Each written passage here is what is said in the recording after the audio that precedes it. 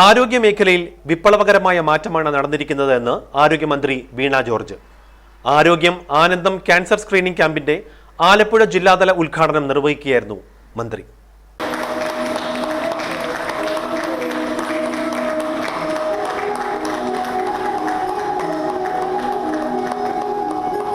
കേരള സംസ്ഥാനം രൂപീകൃതമായപ്പോൾ നമ്മുടെ average age 40-45 വയസ്സായിരുന്നു, ശരാശരി ആയുസ്.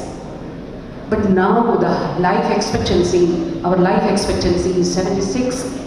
It's the average age for women is 80 and for men it's 73 or 74.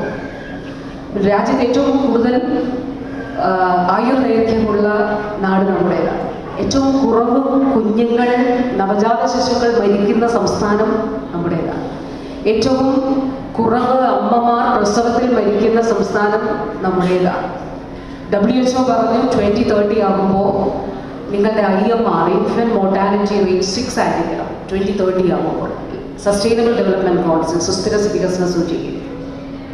നമ്മൾ 2021 ആയപ്പോഴേ നമ്മുടെ 6 ഇപ്പോൾ സംസാരിക്കുമ്പോൾ അവർ IMR is 4.3, 4.3 നമ്മുടെ IMR.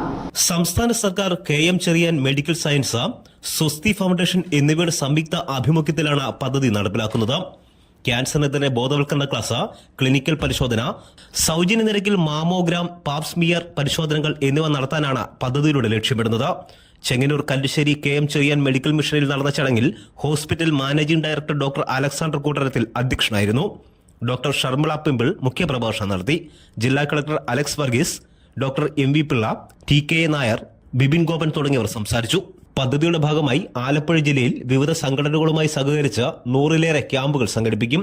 KMC ആശുപത്രി ഓങ്കോളജി സെന്ററിലെ medical director doctor Sara J Easo ക്യാമ്പുകൾക്ക് നേതൃത്വം നൽകും.